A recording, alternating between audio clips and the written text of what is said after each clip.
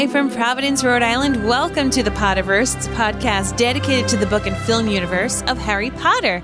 So grab your favorite wands and time turners. Let's step into the night and pursue that flighty, temptress adventure.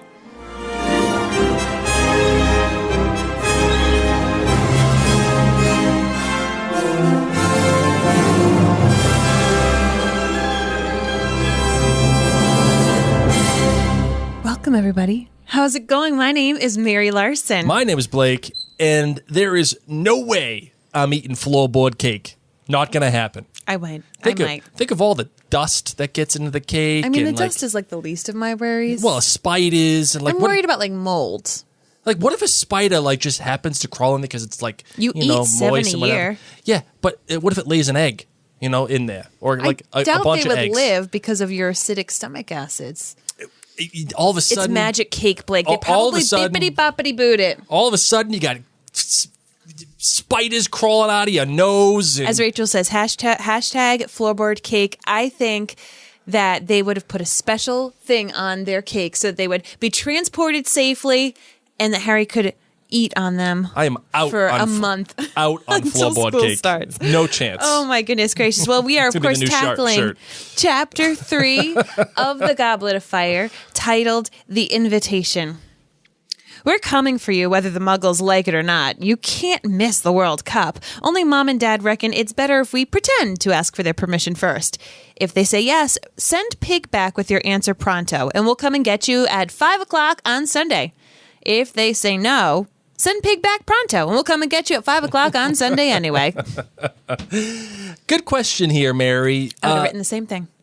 Yes, you definitely would have. This is why there's many times where I'm like, I'm a lot like Ron. You are definitely Ron. Absolutely. My question, though, is I firmly believe that Ron would show up in the Fort Anglia to get Harry, because we've seen it done before in Chamber of Secrets. I don't think that Molly and Arthur are picking up Harry without permission.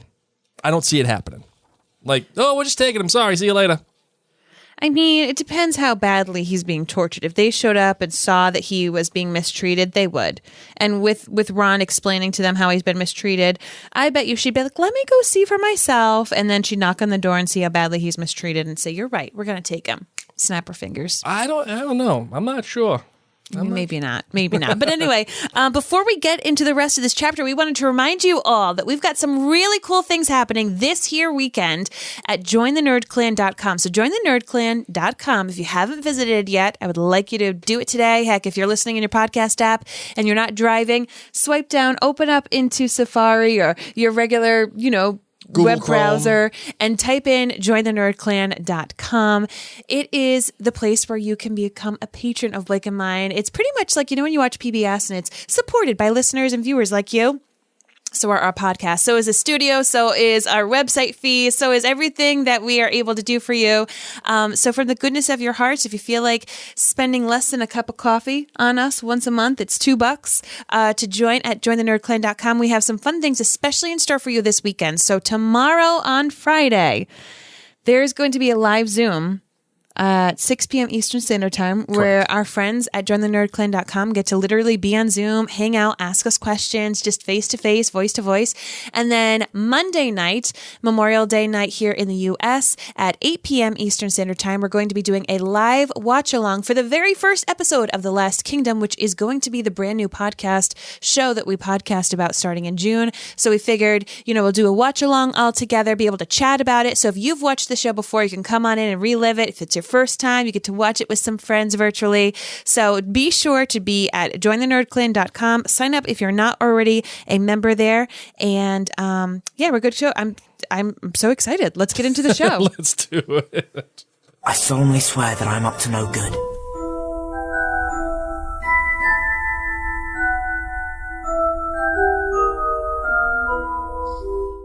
In this minuscule chapter about the size of pig, we learned that all of the Dursleys, including Harry and Dudley, are on a diet because of Dudley's obesity that has made him the size of a small killer whale, because he just eats whatever he wants. There's like no limitations when it comes to presents and when it comes to cake and chocolates and goodies. It's amazing.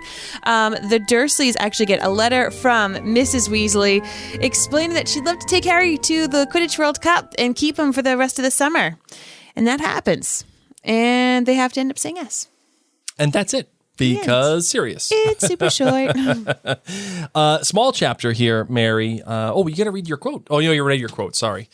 Oh, man, I got to play. We are out of it. How to tell when the hosts aren't listening. Sorry about that, Mary. It's okay.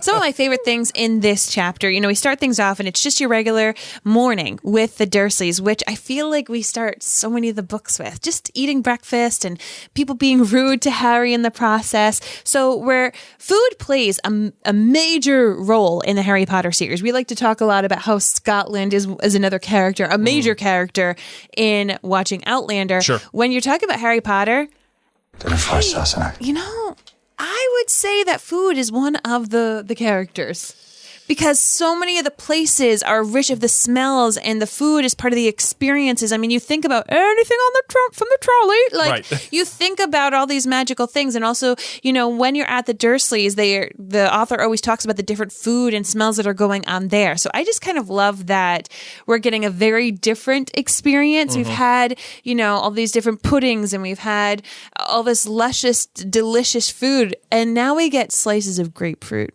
You think about the tartness. I like grapefruit. Listeners who are watching live, tell us, are you a grapefruit fan or not? I am a grapefruit fan. Out. Grapefruit is the worst. What is the worst is they're only each getting a quarter of a grapefruit. That's true. And who knows how big the grapefruit is, because there's different sizes of grapefruit. They're pretty decent size, but each of them only gets a quarter of that? I think I would rather eat a spider than eat grapefruit. Ooh. It's close. It's, remember that show? What was the name of that show? Fear Factor? Yes. Yeah. If you had to put a grapefruit in front of me or a spider to eat, I'd have to think about it. Wow. I'd have to think about it. I hate grapefruit that much. Wow. It's I awful. did not know that it was this strong of a hatred. I hate it almost as much as I hate coconut. Almost as much as I hate coconut. Would you eat coconut over a spider? Oh, that's a tough conversation too.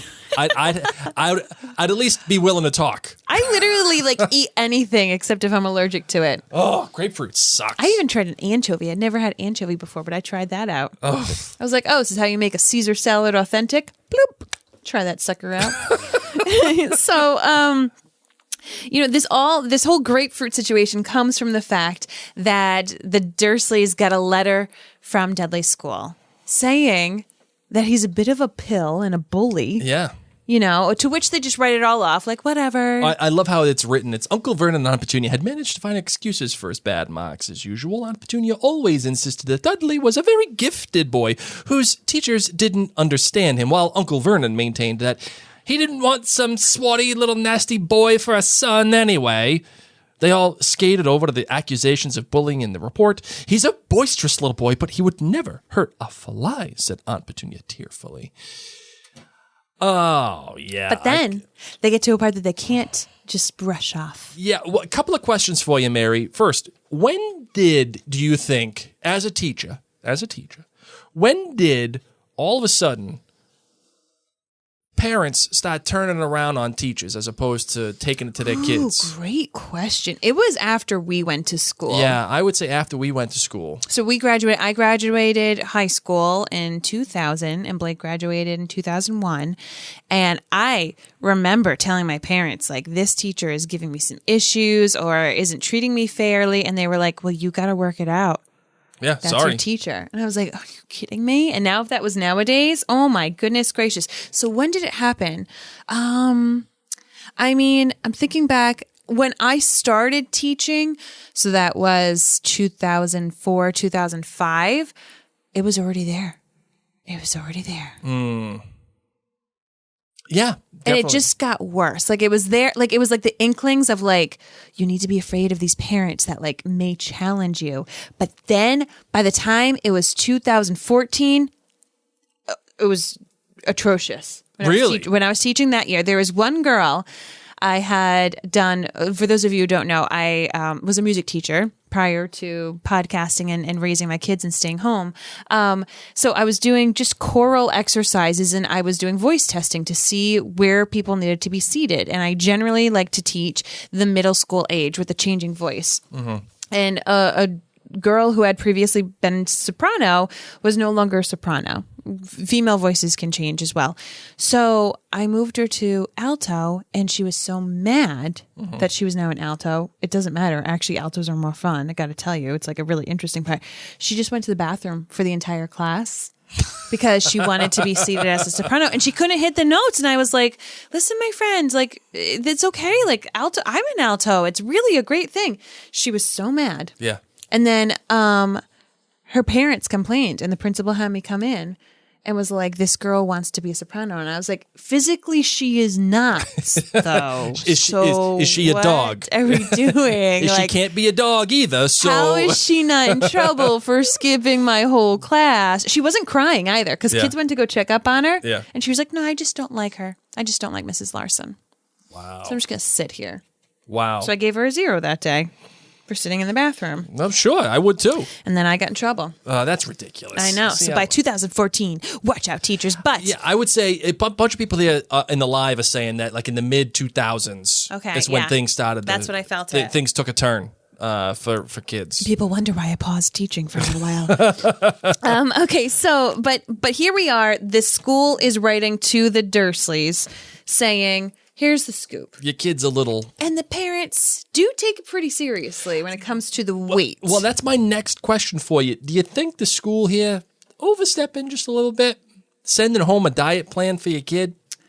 I mean, this was a different school, you know? Like, I don't know how boarding schools work. I don't know if there's like athletic requirements for them, because I will tell you, at the first school that I taught at, athletics was a major part. It was a private school. Athletics was a major part, and they would be suggesting, they weren't like your kid is overweight. Well, but that makes sense though. If athletics are a big thing. But that's what I'm wondering. Like, okay. I feel like Dudley's school would have, and he talks about sports and upcoming books and stuff. Like, I feel like he would have an athletic aspect.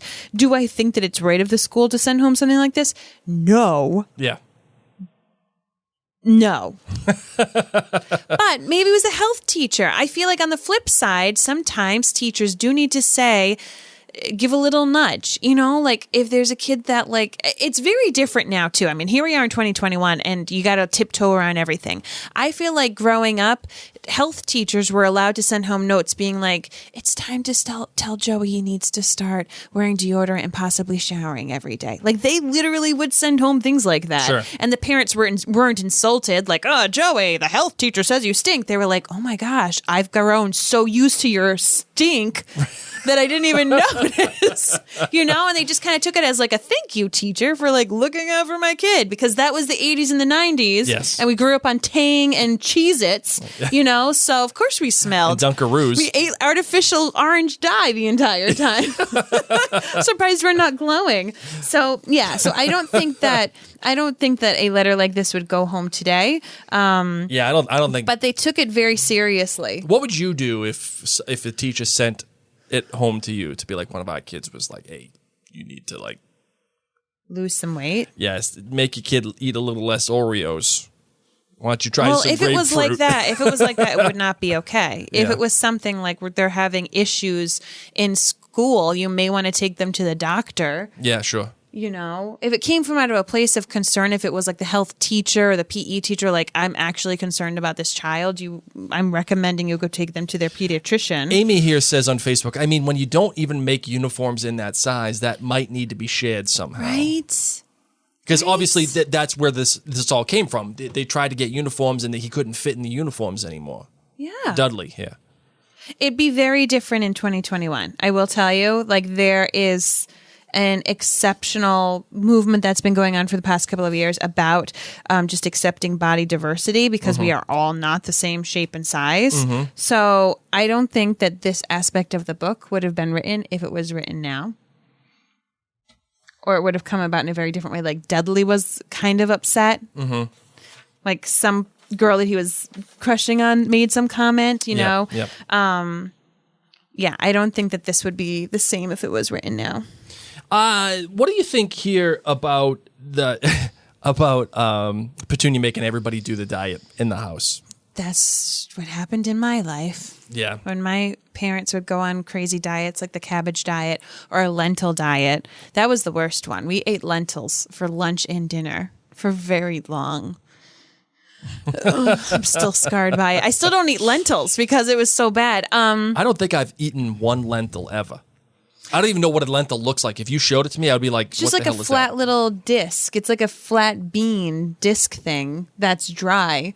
It's probably not bad unless you're scarred by it. I will tell you, probably Harry Potter never eats grapefruit again. Guaranteed. You know? There's a lot here that's going on with Dudley and the diet and everything. And another thing happens here too, the Dursleys, which I'm not surprised, they ignore Harry's birthday. I bring it up because the birthday has already happened. In the previous 3 books, we have been a part of Harry's birthday in some form or fashion. Yes. And this book continues to start much differently than the previous 3 books. In so much as, even at the end of this chapter, we're already invited to the Quidditch World Cup, and we're not doing Harry's birthday. We're not doing the trek to Diagon Alley. We're just going from the Dursleys straight to the Weasleys, straight to Quidditch World Cup, which is an interesting choice. Do you like that this book breaks that continuity? Oh, yeah, because it's a fun thing breaking it up in the summer. I mean, we've all had those summer vacations that, go by in a blink of an eye because you really just do the same thing every single day. Mm-hmm. But when you have something momentous in your occasion, it breaks it up. It's like that vacation was stellar. And I feel like that's what this summer is going to be like for Harry. Mm-hmm. So we, of course, have this whole thing going on. We end up finding out that Harry, who did just have his birthday, knew that the Dursleys were not going to be celebrating his birthday, nonetheless making him sweet. So he writes to his beloved, his circle, his family, if you may say, the friends that are now family, his family. So we have Ron, Hermione, Hagrid, and Sirius, who all send him cakes. Surprisingly, Hagrid's cake was superb. Thoughts? I'm not surprised. I'm not surprised at all. Why wouldn't his? I feel like he's got his own bakery. He's been doing cake and sausage for since 1981. So what are we talking about here? I think he was watching the British baking show and got inspired. Bakers, you have 2 hours. Maybe his rock cakes just really are the worst, but maybe he made a great cake before. That's right. So, yeah, okay. That's what I'm getting at. And I love that Hermione's parents sent all the sugar-free stuff because in the parentheses, because they're dentists. Yes. And Sirius sent the cake. I wonder if it was a bit like passion fruity and guava. Well, because he's in Rio. Yeah, it's a carnival. Yeah, of course. He's having a party, man. Then the doorbell rings. And here's where things get real. Oh, I love this. And the way that it's written, too, is so spectacular. It's, where is it? Come on, where is the doorbell? Uncle Vernon heaved himself out of his chair and set off down the hall, quick as a flash. While his mother was occupied with the kettle, Dudley stole the rest of Uncle Vernon's grapefruit. Awesome. I would too. You only got a quarter. And then it goes back and it says, Aunt Petunia set the teapot down on the table and looked curiously to see what Uncle Vernon had got to. She didn't have to wait long to find out. After about a minute, he was back. He looked livid. Yep. You, he barked at Harry. In the living room now. Oh, my goodness gracious. Love it, love it, loved it. Mary's showing off her Hagrid's Bakery shirt. Yes. From the Mary and Blake store, by the way. Go to the MaryandBlakeStore.com to get all of your Potterverse merch. What do you think about this letter? I love it. I love it. Yeah. Molly Weasley at her kindest and finest. The overachiever. Slightly judgy, too, by the way. Slightly judgy. When I heard that she put that many stamps on it, that's a lot of stamps. That's a lot of money for the Weasleys. Yeah, that's like, what, 50 cents a stamp? Oh, at the time. But the equivalent would be now 55 cents a stamp, and to cover the whole envelope and to leave, so there's only a square inch of space to write the entire address. You're looking at like $30 for this letter.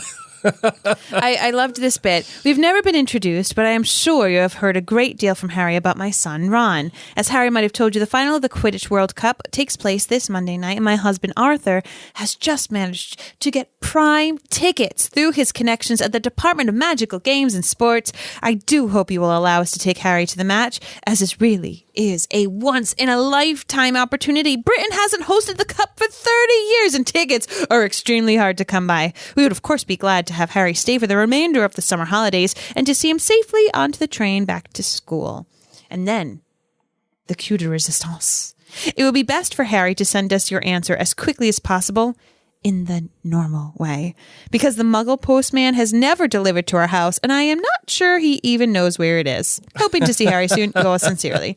P.S. I do hope we've put enough stamps on, which she, of course, did, since she covered the entire envelope. And then Harry's response is, well, she did put enough stamps on then. She did. And I highly doubt the Muggle postman will be able to find it, because they have all of the secrecy that goes on, so probably no Muggle even sees their house whatsoever. Yeah. This is where it gets a little confusing. So maybe she's just trying to be nice without explaining all of the ins and outs of the magical world. And the postman noticed, he said, through gritted teeth. Very interested to know where this letter came from, he was. That's why he rang the doorbell. Seemed to think it was funny. Funny? Think you're funny, do you? Oh, man. It's so... And then... Sorry, go ahead. No, I just love, what Harry says right away. So, can I go then? This whole interaction happens, and they're just kind of standing there looking at each other, and it's going through Harry's head oh man, this is the worst thing. Some human in the Muggle world called out to Uncle Vernon that this was a little weird, a little funny. Yeah. Where did this come from?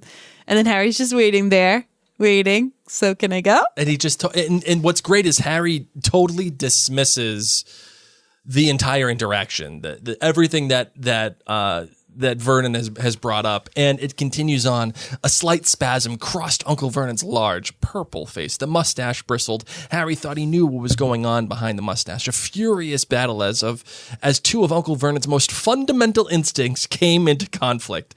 Allowing Harry to go would make Harry happy, something Uncle Vernon had struggled against for 13 years. On the other hand, allowing Harry to disappear to the Weasleys for the rest of the summer would get rid of him 2 weeks earlier than anyone could have hoped.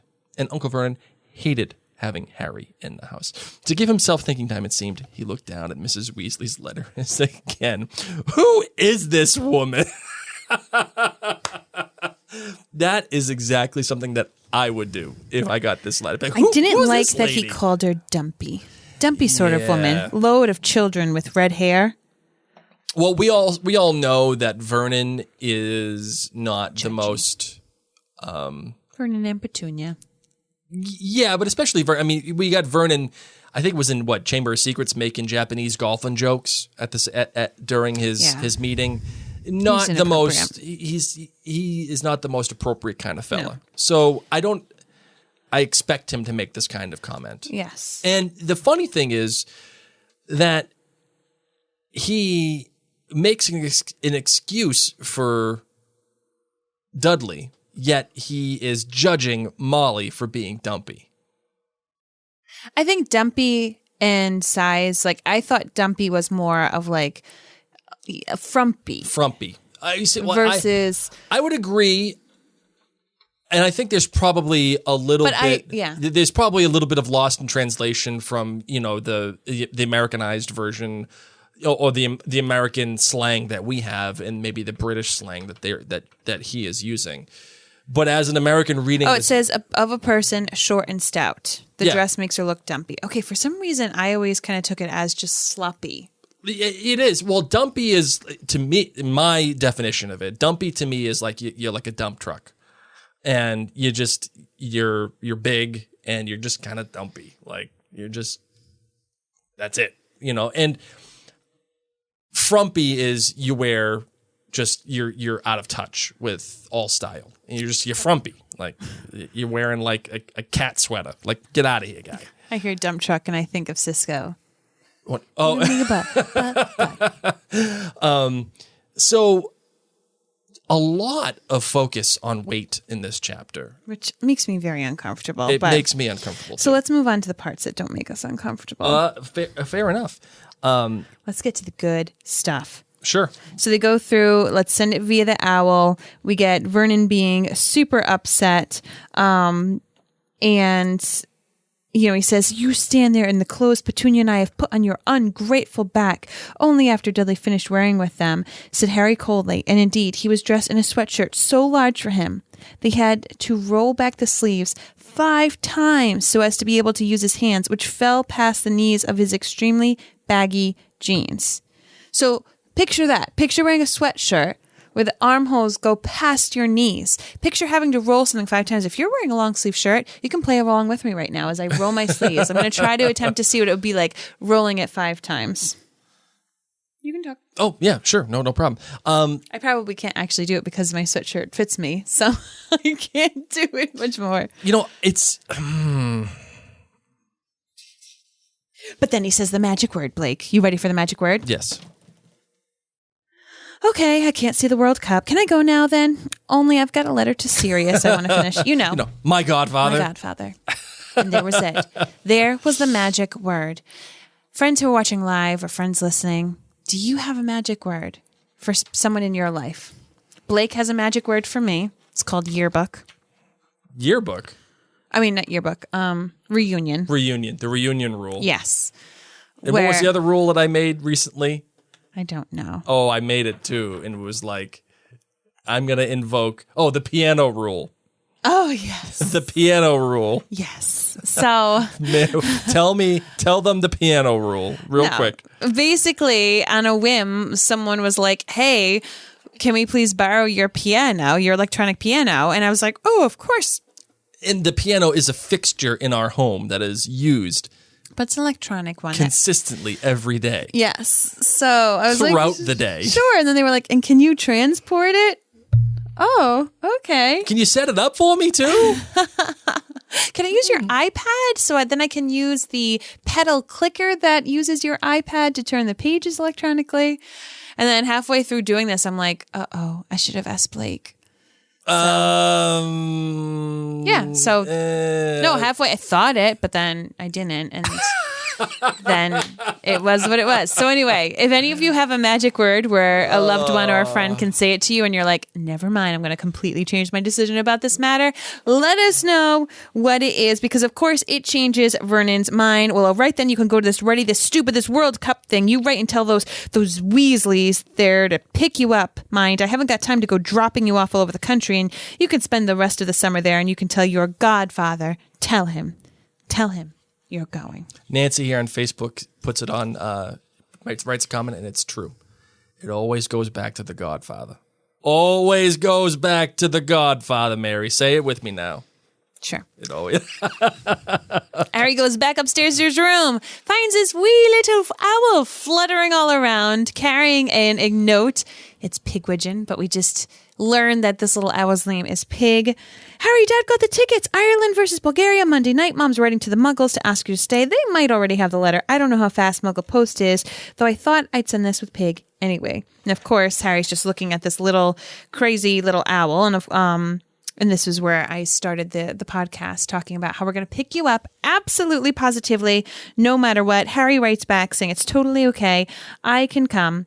And in the meantime, he then sends Hedwig out on a journey to send a letter to Sirius, which he writes, if you want to contact me, I'll be with my friend Ron Weasley's for the rest of the summer. His dad's got us tickets for the Quidditch World Cup. So this is where I get still a little confused about how owls work and how Post works, because he's now telling Sirius where he's going. But Harry doesn't know where Sirius is. Is it just because Sirius is going to be using owls or tropical birds that don't necessarily know Harry? So he can instead be like, all right, tropical bird that I don't know. Mm-hmm. Here's how you get to the Weasley's burrow. No one really knows. Welcome to Owl Post. It's magic, man. It's magic. I also like how this is written here as well from the author as she closes out this chapter. The letter finished, he tied it to Hedwig's leg. She kept unusually still, as though determined to show him how a real post owl should behave, when in comparison, of course, to Pig. I'll be at Ron's when you get back, all right? Harry told her. She snipped his finger affectionately. Then, with a soft swooshing noise, spread her enormous wings and soared out of the open window. I love how that is written. Because you can feel it, you can sense it, you can see it. You hear Hedwig's music taking flight. Right, and you can feel and sense the wings opening up slowly as she prepares. And like she nips at his finger affectionately, like, okay, I'll see you later. Gives her a little kiss. Yeah, kiss goodbye. And then also how Hedwig is almost intelligently aware of how graceful she is and how she knows she's awesome, especially compared to Pig. Right, and how Pig is just this little owl that just buzzes around everywhere excitedly. It's like he's like Colin Creevy. Yes. I was going to go with a baby dragon from How to Train Your Dragon. Okay. That's what I think of, and that is a deep nerd cut for you. That's you a need to deep get a nerd cut. Sound effect from that show. That's a good point. I do love how this ended, though. Yes, that's what I wanted to follow up with. Oh, Harry watched her out of sight, then crawled under his bed, wrenched up the loose floorboard, pulled out a large chunk of birthday cake. He sat there on the floor, eating it, savoring the happiness that was flooding through him. He had cake, and Dudley had nothing but grapefruit. It was a bright summer's day. He would be leaving Privet Drive tomorrow. His scar felt perfectly normal again, and he was going to watch the Quidditch World Cup. It was hard just now to feel worried about anything, even Lord Voldemort. Oh.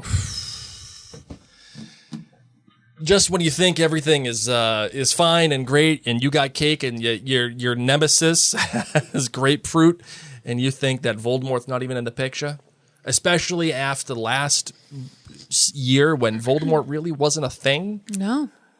And yes, you kind of you had the nightmare, whatever, but you think that it's a dream. It's not a big deal. Yeah, I'm not going to worry about Voldemort. Whatever. Who cares? Not my problem. Not my chair, not my problem. But then we're going to get in some big issues. And it's a great way to end this chapter because it is setting you up for an expectation. You, as the reader, know. You know that Harry is allowing himself to be a kid. Yeah. And he can't be a kid. He simply can't. You have the dramatic irony. You're the chosen one. And you know I am the chosen one. By the author writing this, you know immediately that Voldemort's going to be a big deal coming up. Dun, dun. So I like how that's done. Dig it. Anything else you got, Marvin? Nope. I got nothing either. You ready for a different perspective? Sure. You got one? Yeah. All right, let's do it. There's actually other people in this chapter, so yes, I am. Okay, let's go. Holy cricket! You're Harry Potter! I'm Hermione Granger. And you are? Pigwidgeon, but my friends call me Pig for short. I don't think I need to plug my nose. I don't. Okay, hi. You have to talk like this. I'm trying. My name's Pigwidgeon, and I'm really excited to be here because you know who I just met today? Harry freaking Potter! Play the sound effect. I'm Harry freaking Potter! It's totally out of key, but I'm an owl, so it's okay. So here's the scoop. I'm an owl. What do you want from me? So I'm now adopted by this guy named Ron, who I guess had a rat, who was a guy. I'm not a guy. I'm just an owl. It's so cool. and I'm going to the Quidditch World Cup and Hogwarts. I don't know. I feel like Pigwidgeon was just so happy.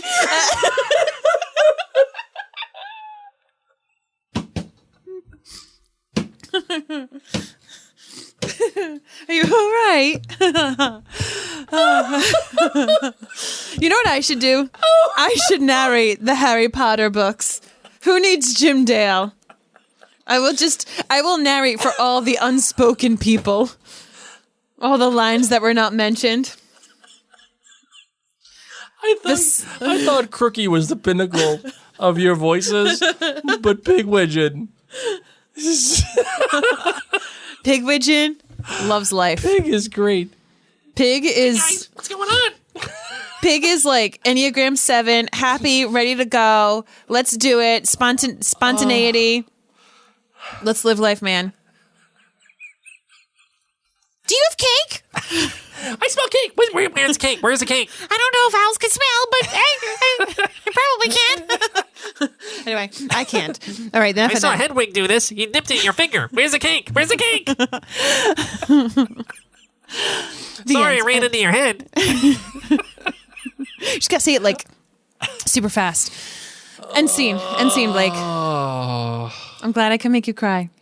Holy smokes, Marvin. If it ever makes anyone laugh, cry, please let me know. That is sometimes my goal. That is... Because when you get that, that's like good for your body. A laugh, cry. Man, my stomach hurts. I was doing a workout today. That was nothing in comparison to you doing Pig. Who needs Tony Horton?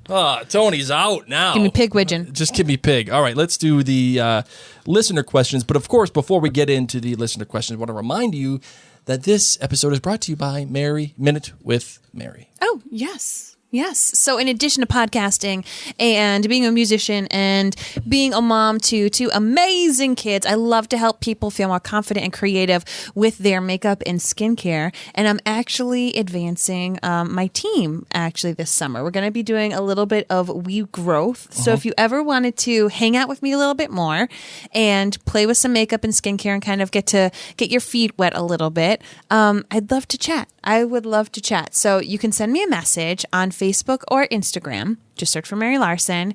And for fun, and I'll know what it means, send me an emoji that is just a lightning bolt. Oh, okay. Yeah, a little lightning bolt emoji. And that's your way of saying, like, girlfriend, tell me a little bit more about this Minute with Mary stuff. Okay? I like it. So Facebook or Instagram, search for me, Mary Larson. Send me a lightning bolt emoji, and we'll chat. Oh, Mail's here. Oh, Mary, I got to recover from your pig. Jeez. All right, so we don't have any emails today, but for those of you who are watching live, you can obviously ask us some questions.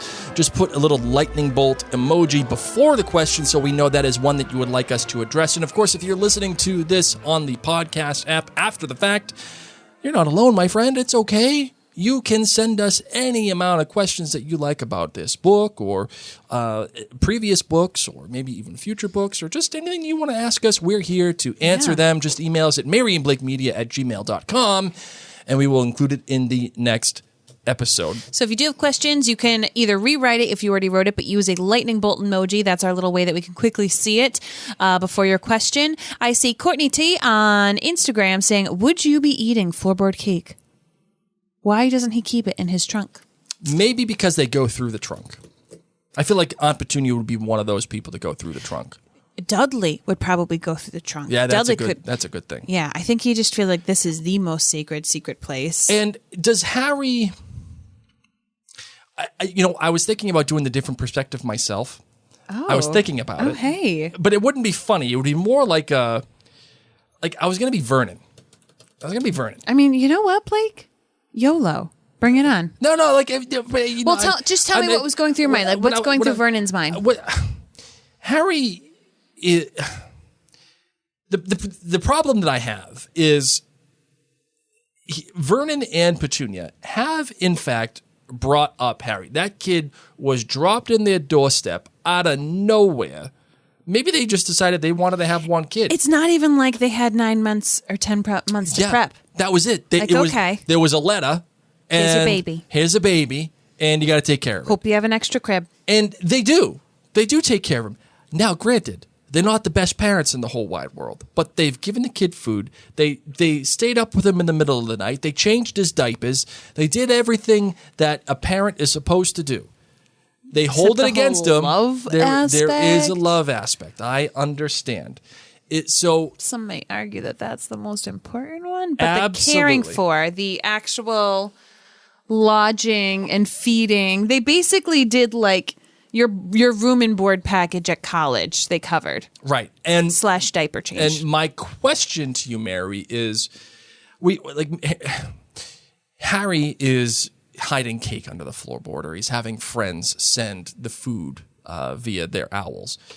Is Harry justified in doing this? And eating cake from his friends? Yes. Yeah.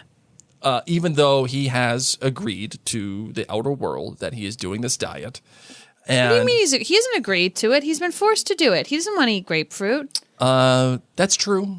That's true. He has to follow their rules. I would guess- totally sneak cake in. I guess I wonder. Who in their right mind at 14 years old, who is a skinny rail who has to wear clothes that are 5 sizes too big or more, wouldn't take cake from their friends for his birthday? On your birthday, you want cake. You do want cake. Absolutely. I wonder if we're okay with Harry eating cake and getting away with things throughout the Harry Potter franchise because a Gryffindor, he's Harry. honey. No, I just think he's a 14-year-old kid, but also a Gryffindor. Now, if this was Luna Lovegood, I feel like Luna may question it. Maybe like, well, under this roof, we do eat grapefruit, but they treat him like crap. No, Yeah, it's not like he's hanging out with someone who treats him. If this was the Weasleys' house and they loved him and they treated him and they were like, listen, Harry, we can't have peanut butter in here because Ginny's allergic. Okay. So this is a rule. I doubt Harry would be sneaking in peanut butter, but they that's treat him also nicely. That's also with the Weasleys. Yeah, that's what I'm saying. They treat him nicely. Yeah, right. The Dursleys don't treat him nicely. Right. So that's why I'm saying, is Harry justified in doing? Yes. I'm not saying that the Dursleys are good parents. They're not, because they've given Harry no love whatsoever. Yeah. So, But they just gave him room and board. when Harry is doing these things to the Dursleys and the Dursleys are doing these things to Harry, I know what it takes to raise a child. You just want to eat cake right now, and I you're do wanna taking eat Vernon's cake. perspective, where Vernon probably is dreaming of cake, and if he only knew that there were 4 cakes in his house, what Vernon would do, right? I want cake in the worst way right now. I know. I really want wow. cake. That's So okay. that's what it is. That's like craving cake. Okay, so we got a bunch of questions here. Let's see. Caitlin says, for the first time reading the book, so I don't know if this comes up, but why, when Harry is with the Dursleys, is he wearing Dudley's clothes, but at school he seems to have his own clothes that fit? Why not wear the clothes from school? Probably because Vernon doesn't want any Hogwarts material in his house, like, at all, like, to be proliferated. In the books, they like wear like school clothes. So in the movies, we see a lot of just their regular streetwear. Like obviously, Harry goes to like, I don't know. He probably went to the Gap because he was our age, so he probably went to like the Muggle Gap of the day. But I to go buy also like think, jeans and a t-shirt. I also think there's an aspect of this too that, you know, Vernon even says, Harry, don't mention that school's name, and even Molly doesn't mention Hogwarts. She but doesn't says, he have a pair of jeans that fit or sweatshirt that fits? My guess is that he doesn't want any magical material from that world in his house, because again, you see it with the letter. The letter looked funny, you know. I think that's probably one of the reasons why. You have a couple of people here, Mary, just putting lightning bolts. Oh, you have to send me a message with a lightning bolt if you're just dropping lightning bolts in the chat. That won't alert me. So send me a message with a lightning bolt if you're interested in learning more of Minute with Mary. Ellen says, imagine Voldemort with Pig Widget's voice. It'd be can't. so less intimidating. You'll lose, Harry Potter. Everything. Ellen says, what do you think of Hagrid's specialty cake flavor is? I'm personally a fruitcake fan myself. Yes, I know that makes me sound 80. I am out on fruitcake. Fruitcake it's like too dense and it's too many flavors and it's just too much stuff happening. I feel like Hagrid, you know what Hagrid does? Hagrid's like a maple walnut kind of guy. He's a maple flavored cake with like maybe like a nice cinnamon frosting. Something cozy. Something very Christmassy. Maybe with a little texture. Even though you're not big into nuts in the cake, maybe something with like a raisin. Yeah, so I see like fruit cakes. Yeah, I could see that. Some coziness. JL says, will you be covering a Harry Potter musical after the books? Maybe. We hadn't planned on it, but maybe. I mean, talk to us when we're done with the books and all the movies and the plays and the Fantastic Beasts, and I would love to. Sure. Grace asks, after being mistreated for so long, how does Harry not tell any of his professors about it? You know McGonagall would stop that nonsense in a heartbeat. I don't think she would, because she could have. she knew that they were the worst sort of muggles she's ever seen. Yeah, it's kind of... Also, I think there's a smattering of narrativium here. If the wizards were to step in and fix whatever was happening with the Dursleys, there's no more conflict between the Muggle and Wizarding world. There's no more tension between And the I two. just don't think Harry would speak up about it. I think Harry feels like he can push it aside when he's at Hogwarts. You know, I think he's grown, sadly, a very tough skin. Maryanne says, have you listened to the British version of the audiobooks? Because Stephen Fry is hilarious with the narration of the characters. I haven't in a very long time. Yeah, no, I've never listened Good call. to them. Mo says Harry will still need all the copays after being raised by the Dursleys. So many copays that And we don't joke in a problem sense. Blake and I are true believers in therapy. So if you ever hear us say all the copays, it's because we believe in the power of copays for therapy. Jayla says, now I really want cake and I don't do sugar anymore. Ugh. Good for you. Yeah, All I right. think that's it. It is. Well, let's close out this bad boy, shall we, Marvin? We shall. Let's do it.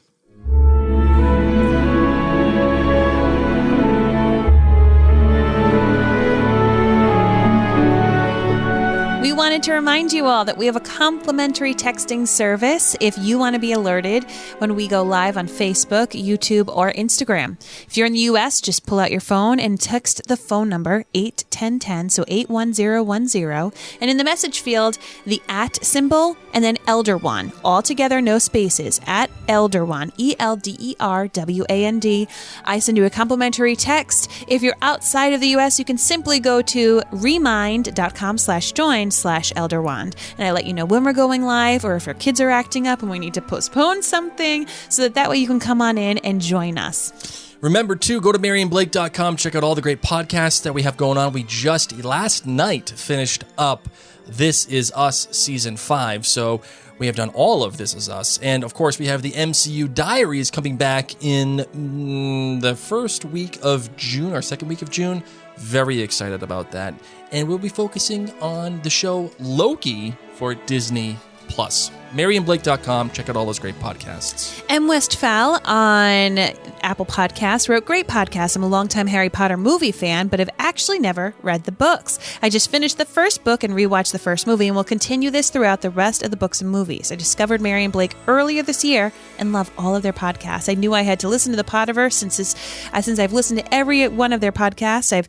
It's nice hearing their experienced readers and fans talk about their opinions of the chapters as well as good in-depth analysis. Definitely recommend. Thank you so much, and anyone else who has submitted a review and rating, yes, on Apple Podcasts, we want to thank you as well. We've gone way over the music, Mary.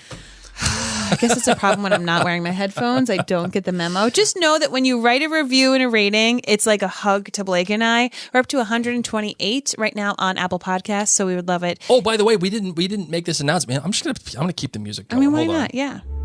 There we go. I'm just gonna hit it again. By the way, we didn't make this announcement on this podcast.